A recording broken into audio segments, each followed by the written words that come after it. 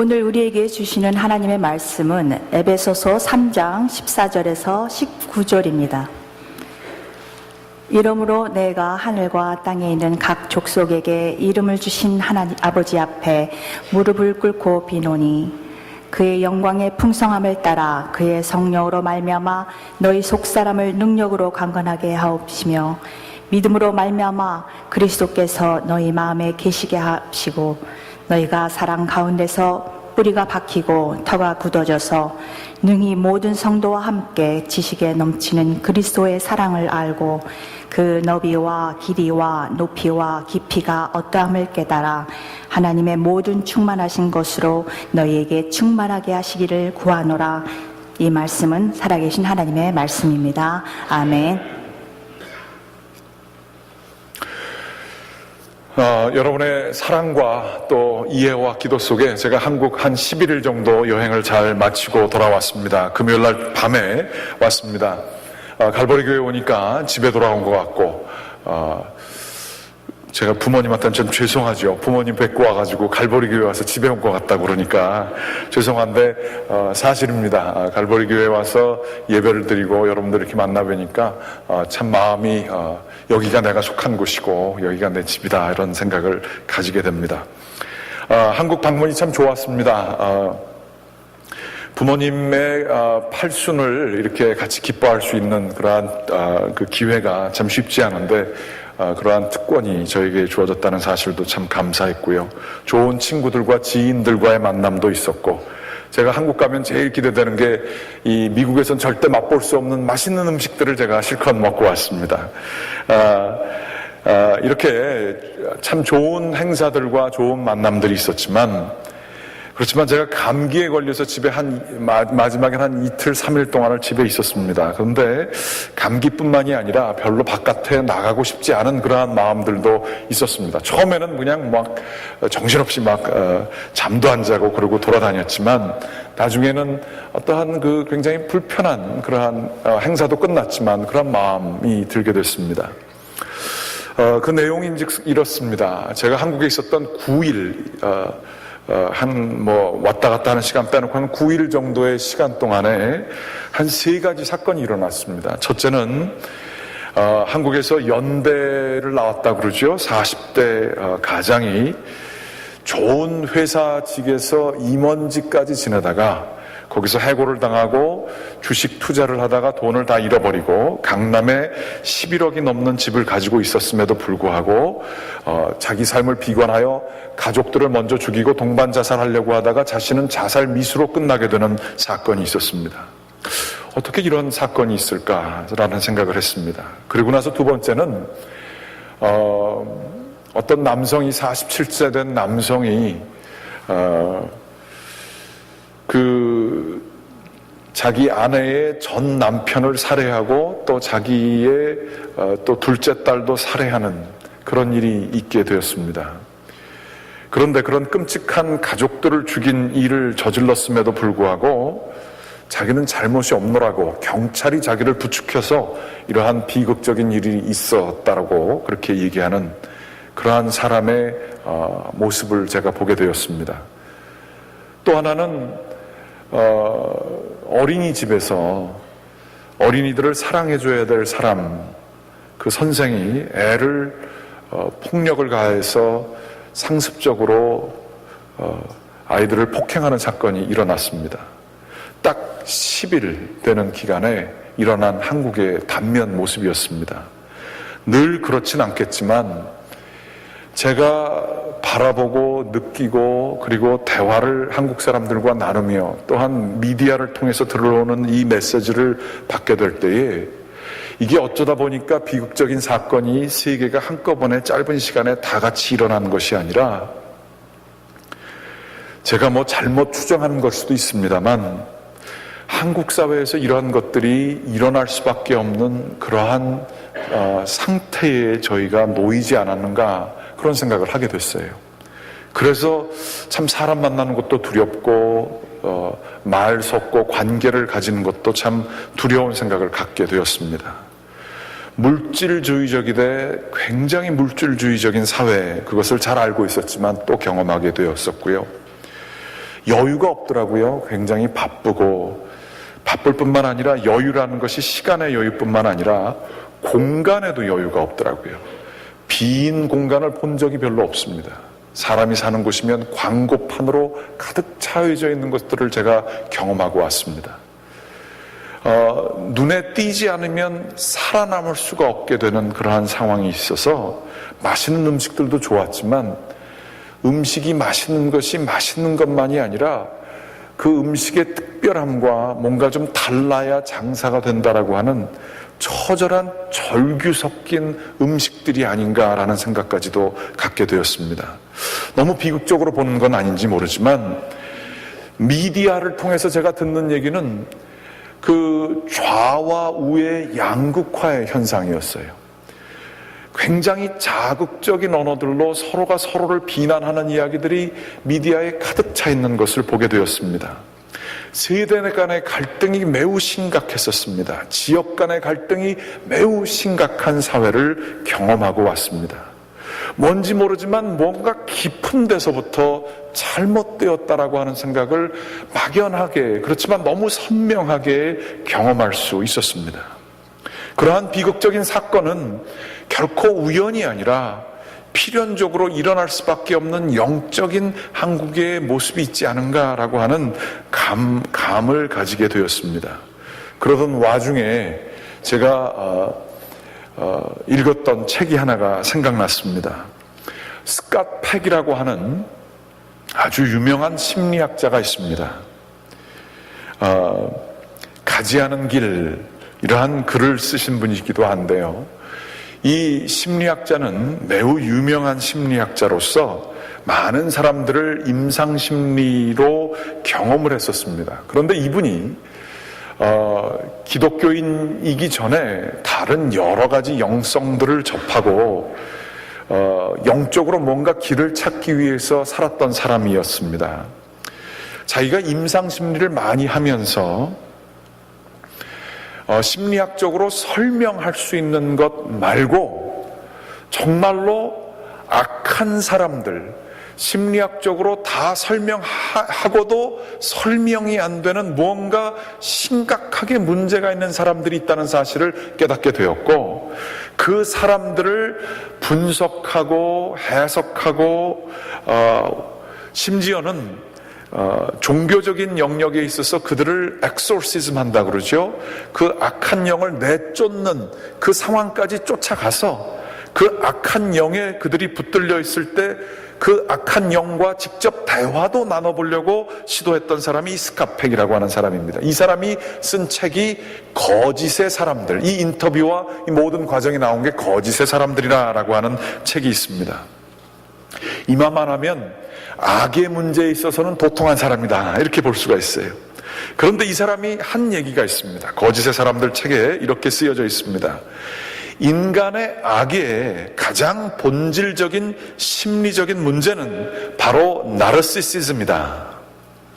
악성 나르시시즘의 특징은 복종할 줄 모르는 자기 의지에 있다. 사탄은 그리스도가 자기보다 우월하다는 하나님의 판단을 받아들일 수 없었다. 자기가 자기의 불완전함을 인정할 수 없었기 때문이다. 이분이 이렇게 기록하고 있어요. 이분은 이 임상심리학적으로 설명되어질 수 없는 아주 악하되 악한 사람들을 바라보면서 결론을 짓기를, 이 악한 것의 근원은 영적인 문제다라는 것을 알게 되었고요. 그의 영적인 그 여정 가운데 결국에는 자기가 자라난 기독교로 다시 귀의하게 되는 일이 있었습니다. 그것은 바로 이 악의 근원이 인간의 자기의 나르시시즘에 있는데, 이 자기의 모습은 바로 사탄의 모습과 밀접한 관련이 있다는 사실을 알게 되었다라고 하는 것이죠. 이 나르시시즘은 거울을 보면서 내가 얼마나 이쁜가 뭐 그런 정도의 나르시시즘이 아니라 나는 완벽하다라고 하는 자만과 교만에 빠진 문제라고 이분은 얘기하고 있습니다. 그러면서 이 거짓의 사람들 책 중에서 반복하면서 얘기하기를 이렇게 얘기합니다. 내가 악한 사람이라고 부르는 사람들의 행동에 있는 가장 지배적인 특징이라고 한다고 한다면 곧 남에게 죄를 덮어씌우는 책임 전가이다. 그들은 마음속으로부터 스스로를 비난의 대상에서 제외시키기 때문에 자연히 자기를 비난하는 상대에게 손가락을 겨눌 수밖에 없다. 자신의 자아를 흠없이 보존하기 위해 다른 사람을 희생시킨다. 이분이 이렇게 기록하고 있습니다. 무슨 얘기죠? 선악과에 나오면, 선악과를 보게 되면 선악과를 먹고 사탄의 꾀임에서 먹고 난 다음에 이 아담이 하나님이 네가 어디 있느냐 물어봤을 때에 아주 이 악한 것에 유혹된 자들의 가장 지배적인 특징이 거기서 드러나는 거예요. 내가 그 선악과를 먹은 것은 내가 잘못했습니다. 이렇게 얘기를 해야 될 사람이 하나님이 이 여자를 나에게 주셨고 이 여자가 선악과를 먹었고 이 여자를 준 하나님이 책임이 있다는 거죠. 그래서 내가 피해자고 그것을 내가 먹었다는 것이죠. 바로 악의 특징은 자기는 완벽하다는 것입니다. 나는 절대적으로 의롭다라고 하는 것입니다. 그리고 자신이 비난의 대상에서 제외되기 위해서 남에게 잘못된 것들을 지적하는 것이 악의 지배적인 특성임을 이분이 심리학적으로 경험하고 통계를 통해서 드러나게 된 사실을 보게 되는 것이에요. 이 선악과의 얘기와 성경의 이야기는 바로 자기의 사람들의 본질적인 그 악한 특성 가운데에서 드러나게 되는 것을 이분이 경험하게 되었던 것이죠.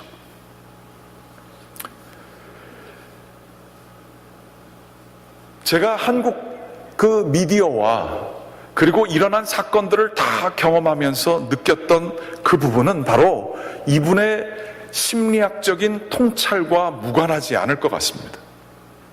좌우 양극화를 통해서 끊임없이 서로가 서로를 비난하는 이 비난의 틀에 한국 사회에서 자유한 사람은 그렇게 많지 않습니다. 어줍지 않게 화해를 얘기했다간 양쪽에서 돌맞기 십상입니다. 세대 간의 갈등은 매우 심각합니다. 사회를 보는 느낌이 다릅니다. 국제시장이라고 하는 영화가 제가 그걸 봤는데 눈물이 굉장히 나더라고요. 저 엣지워러에서도 한다고 그러고 저희 문화센터 쪽에서 이번 주 토요일 날 그걸 가서 본다고 그러는데 꼭 좀 가서 보십시오. 너무 눈물을 많이 흘리게 되고 그 70대, 80대 되신 분들의 그 한국을 세워가는, 한국 전쟁 이후 세워가는 아주 그 좋은 그 이해를 하게 되는 그 저의 부모님 세대를 아주 이해할 수 있게 하는 그러한 좋은 영화였습니다. 그런데 기사를 보게 될 때에 그 70, 80대도 고생했지만 정말로 가장 불쌍한 세대는 누구냐? 뭐 여러 가지 얘기가 있었어요. 지금 현재의 젊은 20대는 앞으로는 이 사람들은 풍요를 경험했지만 가난과 상대적인 박탈감을 계속 경험하게 되는 수많은 실업자들이 지금 20대에 있다는 거예요. 이 사람들이 불쌍하다는 거예요. 어떤 사람들은 지금 50대가 불쌍하다는 거예요. 은퇴는 했지만 한국 사회에서 앞으로 먹고 살 길이 막막한 이 50대 어떻게 할 거냐 이런 얘기들을 하더라고요. 지금 70, 80대는 과거의 교생을 했을지 모르지만 그들은 다 겪었지 않느냐, 그리고 축복을 누리지 않았느냐 이렇게 하면서 내가 더 고생하고 있다라고 하는 느낌들을 가지고 쓴 글들을 제가 기사도 보게 되었습니다. 서로가 서로에게 얼마나 내가 힘들고 어려운가를 얘기하며 갑과 을이라는 얘기가 한국 사회에 가득 차 있더라고요. 그러면서도 정말 놀라운 것은 조금만 자기가 돈이 있고 조금만 뭐가 있으면 갑으로서의 대접을 받기 위해서 그런 비싼 어떤 레스토랑 가가지고 그 굽신굽신하는 사람들을 그것들을 즐기는 그러한 한국 분들의 모습도 보게 되었어요. 같은 종류의 인간이 아니라 대접받아야 되고 내가 얼마나 뛰어난가를 인정받아야 되는 그러한 것들에 갈급해 있는 사회를 제가 보고 왔던 것입니다. 그러면서 이것의 가장 깊은 문제는 한국 사회 문제는 영적인 문제다. 악의 사회가 혹시 이런 것들이 더 진보하면 악이 창궐하는 사회가 되지 않겠는가 이런 생각을 하게 되었습니다. 너무 심각한 한국 사회의 비난인지는 몰라도 우리들도 그렇지 않습니까? 주어진 환경이 아무리 좋다 할지라도 가정 안에서 부부가 서로 내가 이렇게 된 것은 당신 때문이다라고 하면서 서로가 서로를 비난할 때에 돈이 무슨 소용이 있습니까? 자식이 무슨 소용이 있습니까? 지옥이 다른 데 없죠. 바로 거기가 지옥입니다. 교회가 크면 뭐합니까? 교회가 사람 많으면 뭐합니까? 서로가 서로를 비난하고 서로에 대한 불신이 가득 차게 되면 그것은 교회가 아니라 전쟁터가 돼버리고 말지 않습니까? 악이라고 한 것은 결코 멀리 있지 않더라고요. 나 자신의 완벽함과 나 자신의 의의를 주장하고 남을 비난하는 그 삶 속에 그것이 뿌리 깊게 사회 속에 자리를 잡게 되면 악이 사탄의 모습이 우리 가운데에서 드러나는 것임을 한국 사회를 경험하면서 제가 느끼고 오게 되었습니다.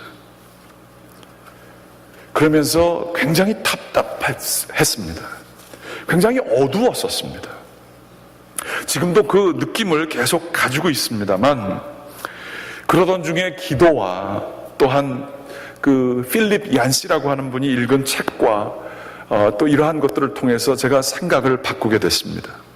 만일 그 끔찍한 살인범이 나는 잘못이 없고 경찰이 나를 부추겨서 이렇게 됐다, 사람들이 그거를 분석하면서 금수반도 못하다 뭐 그러면서 그 사람을 그렇게 욕을 하더라고요. 그런데 그 사람의 모습을 보면서 그게 악의 모습이라고 한다면 문제는 그거 역전시키면 되겠더라고요. 다 이렇게 된 것은 제 책임입니다. 남이 잘못이 아니라 내 책임이 크고 남들의 아픔을 내 아픔처럼 여기고 내가 잘못한 것을 남 핑계를 대는 게 아니라 남들의 아픔을 내 아픔처럼 여기고 내 것을 더 가지고 나누어 주는 삶, 나 자신을 낮추는 삶, 겸손한 삶, 거기에는 그 악의 문제에 대항하는 하나님의 성령의 역사가 있음을 단순하게 계산을 해서도 알 수 있게 되었습니다. 그러고 보니 성경 기독교에서 얘기하는 얘기가 가장 중요한 게, 하나님을 만나기 위해서 필요한 것은 내가 죄인입니다 라고 하는 자기 인식이었습니다. 뿐만 아니라 내가 죄인임을 깨닫고 하나님 앞에 온전히 자기 자신을 내놓게 될 때에, 그리고 그 하나님의 사랑에 자기를 맡기게 될 때에 나타나는 가장 특별한 것들이 은혜의 모습이었습니다. 남들에게 그 남들이 잘못한 것과 남들이 실수한 것까지도 다 끼안을 수 있고 품을 수 있는 마음을 가진 것, 바로 거기에는 그 악한 사람들이 그 영적인 모습이라고 한다면, 그렇게 그 자신이 죄인임을 깨닫고 은혜를 나눌 수 있는 사람들 가운데에는 영적인 것이 있음을 계산적으로 쉽게 뒤집어 놓으면 생각할 수 있었습니다. 그런데 안타까운 소식은 한국교회가 그것을 감당해야 하건만, 아니 뭐 한국교회 뭐 보편적으로 얘기할 게 아닙니다. 갈보리 교회가 이 지역에서 그런 일을 감당하면 우리는 사회를 영적으로 이끄는 그러한 사람들이 될 수 있건만, 만일 우리들이 그것을 못하고 여전히 계속해서 나는 의로운데 당신들이 잘못해서 이런 모든 일들이 이렇다라고 하는 이 대화 속에 우리들이 파묻힌다고 한다면 우리는 영적으로 사회를 잘못 이끄는 그러한 그 역할을 감당하게 되는 것을 깨닫게 됐어요. 그런데 한국 교회가 어떤가? 안타까운 통계를 보게 됩니다. 교회가 욕먹는 건 뭐 이루 말할 수 없고요, 교회에 미래가 없는 통계가 나왔습니다. 예전에는 한국 교회가 기본적으로 50%, 그러니까 100명 어른이 있으면 중고등부 학생들, 어린아이 학생들이 50명 정도가 있는 교회가 당연한 교회였었다라고 하는 것입니다. 이게 얼마 전 30년, 40년까지도 모든 교회에 적용되어지는 틀이었다는 거예요. 그런데 지금 한국 교회 내에는 노년층밖에 없어서 이제는 100명이 있으면 10%, 10명의 중고등부 학생들이나 어린아이 학생들밖에 없다라고 하는 그러한 얘기인 것입니다. 심지어 한국 교회에 저는 믿겨지지 않는 얘기인데, 65%에 해당되는 교회가 어린아이들이 한 명도 없다는 사실이에요. 교회에 미래가 없다는 거예요. 젊은 사람들이 교회를 안 간다는 얘기예요. 교회가 없어지면 뭐가 없어집니까? 이 영적인 사회를 바라보고 영적으로 이끌 수 있는 은혜를 알고 자신이 죄인임을 깨달아서 사회를 순화시킬 수 있고 사랑을 베풀 수 있는 그 마지막 기지가 사라지는 것인데 한국 사회가 지금 그렇게 됐다는 거예요. 갈보리 교회는 참 은혜가 있습니다. 우리 청년부까지 포함하게 되면 지금 어른 장년이, 한인 장년이 한 450에서 500명 정도 오는데 100%가 우리 나와요. 아이들까지 합하면 굉장히 많아요. 그럼 저희 교회는 예외입니까? 그렇지 않겠죠. 한국 사회의 영향을 받겠죠. 교회가 책임져야 될 것은 이러한 영적으로 악함 가운데 놓여져 있는 사회를 바로 은혜와 겸손을 가지고 선하게 바꾸는 것이 교회에 주어진 사명임을 믿습니다.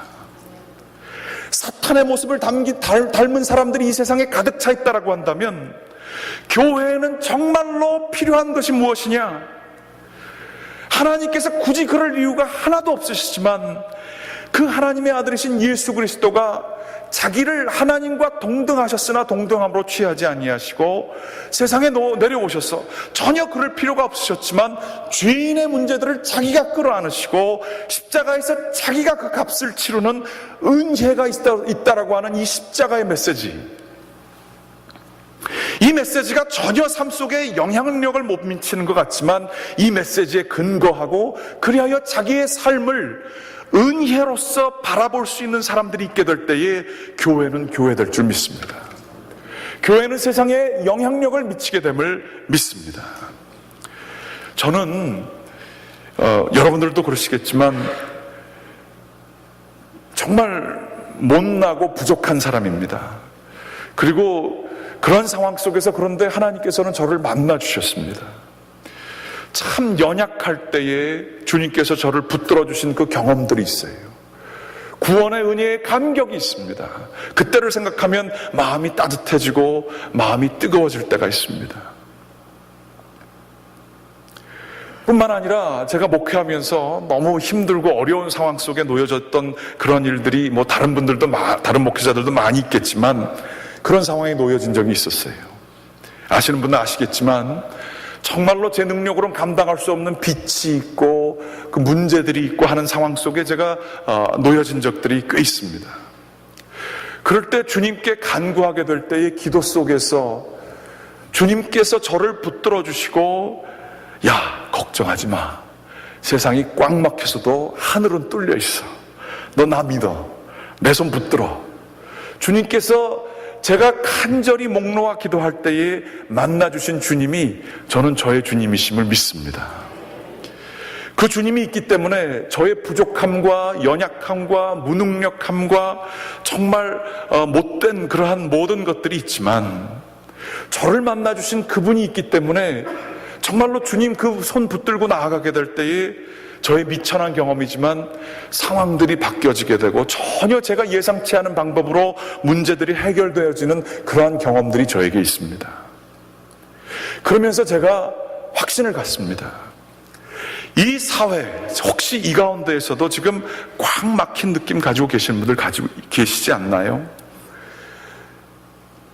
재정적으로도 미국이 회복된다고 그러고 기름값 내려갔다고 그러지만 너무 답답한 상황 속에 놓여진 분들 계시지 않습니까? 슬픈 마음 있고 근심 있는 분들 혹시 계시지 않습니까? 내가 이렇게 된 것은 정말 남들 때문이고 이 상황 속에서 내가 지금 어떻게 나가야 될지를 모르는 그러한 그 막힌 그 사방이 막힌 것 같은 그러한 상황 속에 놓여주신 분들 계시지 않습니까? 왜 세상이 이 모양이야 라고 하며 불평할 사람들 너무나 많은 분들 혹시 계시지 않습니까?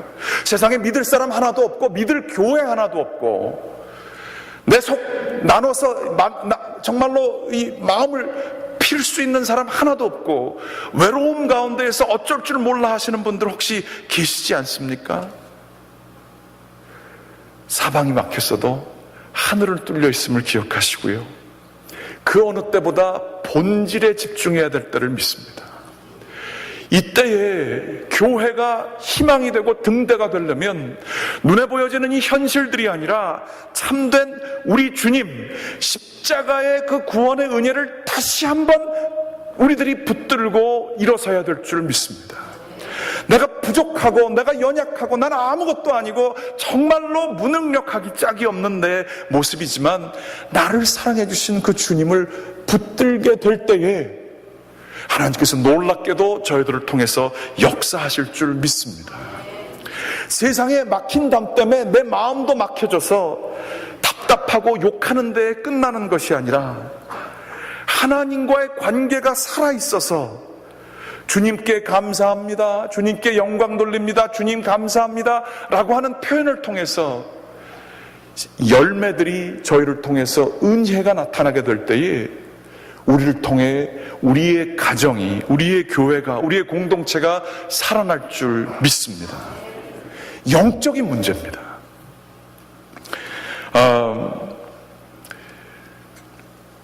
제가 이런 생각을 가지고 있게 될 때에 하나님 저에게 왜 그러십니까? 라고 하는 필립 얀스의 책 중에서 정말 막힌 상황 속에 있었던 사람들이 그리스도인이고 주님과의 관계가 있기 때문에 어떻게 이겨냈는가 하는 이야기들이 쓰여져 있습니다. 그 말씀 나누기 전에 오늘 본문을 저희들이 잠깐 보도록 하겠습니다. 본질 얘기를 하고 있습니다만 에베소서에 나타난 바울 선생님은 감옥에 갇히셔서 계셨던 분이십니다. 그런데 이 바울 선생님은 그 누구보다도 우리 주 예수 그리스도의 사랑을 깊이 체험하신 분이셨어요. 자기는 감옥에 갇혔지만 오히려 감옥 바깥에 있는 에베소에 있는 교인들을 위해서 위로하시면서 이 얘기를 하십니다. 이 에베소 교인들뿐만 아니라 혹이라도 내가 지금 감옥에 사는 것 같고 너무나 답답한 상황에 처해진 분들은 바울 선생님이 지금 하늘나라에서 여러분을 위해서 기도하고 있다고 생각하시고 이것을 보시기 바랍니다. 이러므로 내가 하늘과 땅에 있는 각 족속에게 이름을 주신 아버지 앞에 무릎을 꿇고 비노니, 간절함이 여기 쓰여져 있죠. 무릎을 꿇고 감옥에서 바깥에 있는 사람들을 위해서 비는 거예요. 그 영광의 풍성함을 따라 그의 성령으로 말미암아 너희의 속사람을 능력으로 강건하게 하시오며 17절 말씀, 믿음으로 말미암아 그리스도께서 너희 마음에 계시게 하시옵고 너희가 사랑 가운데 뿌리가 박히고 터가 굳어져서 능히 모든 성도와 함께 지식에 넘치는 그리스도의 사랑을 알게 되기를, 나중에 나옵니다, 구하노라 이렇게 쓰여져 있어요. 너희가 무릎을 꿇고 비노니 하나님의 영광을 가지시고 너희 가운데 향하신 그 그리스도의 사랑을, 그게 지식에 넘칠 정도의 대단한 사랑인데 그 넓이와 깊이와 높이와 그 길이가 얼만큼 큰지를 너희가 좀 알게 되기를 구하노라 이렇게 얘기하고 있어요. 이 바울 선생님은 자신의 목숨이 지금 위태로운 상황 속에서 나는 선한 싸움을 끝까지 다 마쳤다라고 하며 자신이 죽는 것을 전혀 두려워하지 않으시고 하나님의 사랑, 그리스도 안에서 나타난 하나님의 사랑을 자기가 경험하게 되었을 때에 이 모든 것들을 싸워 이길 수 있음을 알고 자기의 믿음의 후배들에게 얘기하시는 거예요. 다른 거 붙들려고 하지 말아라. 지식에 뛰어넘는 그리스도의 사랑을 너희들이 붙들어라. 너희가 얼마나 사랑을 받고 있는 존재인지 결코 버려지지 않을 것이며 결코 사방으로 우겨쌈을 당하여도 넘어지지 않고 망가지지 않을 것임을 얘기하고 있습니다. 하나님의 사랑이, 우리의 생각을 뛰어넘는 사랑이 우리를 붙들고 계심을 얘기하면서 무릎을 꿇고 비노니 너희들이 이 사랑을 알게 되기를 구하노라 얘기하고 있어요. 오늘날 교회에게 가장 필요한 것은, 아니 교회에게가 아니라 한국 사회와 이민 사회에 가장 필요한 것은 뭘까요? 이 답답한 세상에서 가장 필요한 것은 뭘까요? 이 외로운 세상에서 가장 필요한 것은 뭘까요? 아무리 힘들고 어려울지라도 우리를 붙들어 주시는 지식에 뛰어넘는 하나님의 사랑이 있음을, 그리스도 안에서 그 사랑이 저희에게 바로 나에게 향해져 있음을 저희들은 확실히 깨달아야 할 것입니다. 이 사랑을 모르시면요, 알게 해달라고 기도 좀 해보시기 바랍니다. 교회 수십 년 다니면 뭐예요? 이 사랑 알아야죠. 이 사랑을 알면, 나를 붙들어 주시는 그분의 손을 알면, 답답한 상황 속에서도, 남을 비난해도 아무런 속이 시원해지지 않는 그 상황 속에서도 새 능력과 소망을 가지고 살아갈 수 있습니다. 교회는 바로 이 사랑을 경험한 공동체입니다. 이 사랑을 경험한 사람들이 교회이고요, 이 교회된 자들은 자신의 삶 속에서 초월의 모습을, 꽉 막혀 있는 상황에서도 초월의 모습을 보여줄 수 있습니다. 필립 얀시가 쓴 글 속에 이러한 얘기가 있습니다. 자기가 아는 마가렛이라고 하는 스코틀랜드의 여자분이 계신데, 목에 걸린 암으로, 인후암으로 고생을 하시고 말씀을 못하신 상황에 놓여졌습니다. 많은 그분을 아시는 분들이 기도하러도 찾아오고 위로를 하러 찾아왔는데, 이분이 말씀을 못하시니까 그분을 위로하러 온 분들에게 이러한 답장을 써서 보여줬다고 합니다. 암이 최악의 것은 아니더군요. 암에게 한계가 있는 줄 아십니까? 암은 내 안에 있는 사랑을 파괴할 수도 없고, 소망을 깨뜨릴 수도 없고, 믿음을 부패시킬 수도 없고, 평안을 갉아먹을 수도 없고, 주님에게 대한 확신을 무너뜨릴 수도 없고, 여러분과 나 사이에 있는 우정을 죽일 수도 없고, 우리가 가진 사랑스러운 기억을 지워버릴 수도 없고, 용기를 눌러버릴 수도 없고, 성령의 불을 끌 수도 없고, 예수님의 능력을 약화시킬 수도 없습니다. 암 때문에 죽음 앞에 놓여진 꽉 막힌 인간의 전형적인 모습 속에 이분은 하나님의 사랑을 알기 때문에 이렇게 얘기합니다. 알고 보니까 암 별거 아니거든요. 암에는 한계가 있더군요. 내가 하나님께 받은 사랑을 이 암이 파괴시킬 수 없더라고요. 소망을 깨뜨릴 수가 없더라고요. 믿음을 부패시킬 수가 없고, 평안을 갉아먹을 수가 없어요. 구원의 확신을 무너뜨릴 수 없고, 우정을 죽일 수가 없어요. 우리가 가지고 있는 기억들을 지워버릴 수가 없어요. 용기를 눌러버릴 수 없어요. 이 막힌 상황을 뚫는 믿음 초월이 보이십니까? 암에 걸려서 지금 남들을 욕하고, 왜 내 인생이 이래야 되느냐고 남들을 비난하고 옆에 있는 사람들을 아프게 하고, 그런 사람들이 수도 없이 많지만, 이분은 암의 한계를 믿음을 가질 때에 보는 놀라운 능력이 있지 않습니까? 그리고 이 필립 얀시가 또 인터뷰한 자기가 아는 어떠한 신앙인 그분의 이야기가 있습니다. 이분도 역시 암에 걸렸는데, 말기암과 싸우는 이 신앙인이 이런 얘기를 했습니다. 제 그 말기암을 당하면서 그 레디에이션과 키모테라피 너무 힘든 과정을 겪으면서 이분이 이런 얘기를 썼어요. 지금 당하고 있는 제 고통스러운 시련을 항암제처럼 사용하시어서 제 안에 있는 이기적인 것과 거룩하지 못한 것과 하나님의 마음을 아프게 해드리는 것을 모두 멸하고 죽이고 없애 주시옵소서. 지금 자기가 살 것을 생각해야 될 때에 하나님 앞에서 이 시련이 자기 안에 있는 거룩하지 못한 것들을 죽이게 되기를 드리는 이 기도. 그러면서 이분이 기도를 계속 하시더래요. 나는 하나님께서 내게 허락하신 고난을 기꺼이 받아들입니다.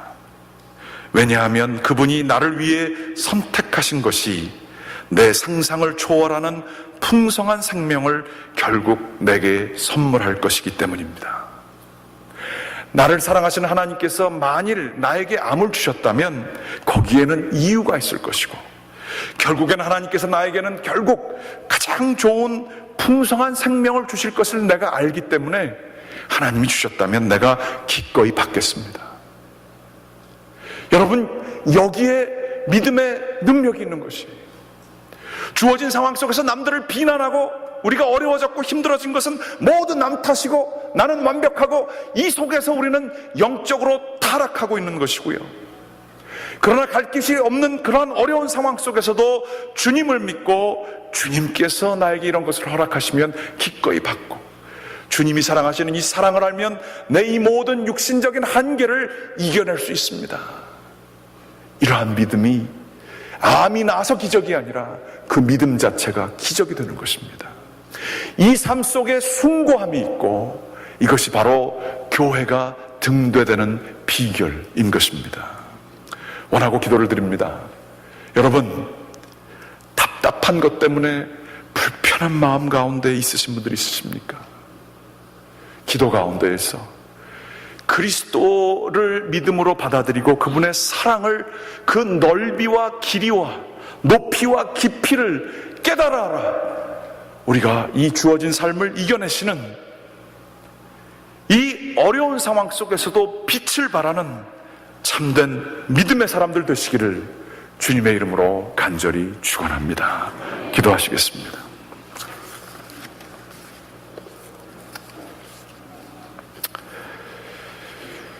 하나님,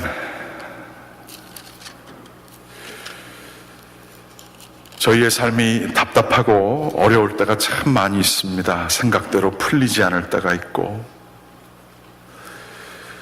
어려운 도전이 있어서 감당하기 힘들어 넘어질 때가 있습니다. 그러나 우리 주 예수 그리스도의 사랑을 아는 자들은 현실을 뛰어넘을 수 있고, 현실 위에 그 현실을 발 밑에 두고 일어설 수 있는 영적인 능력이 주어짐을 믿습니다. 주여, 저희들에게 굳건한 믿음을 허락하여 주시사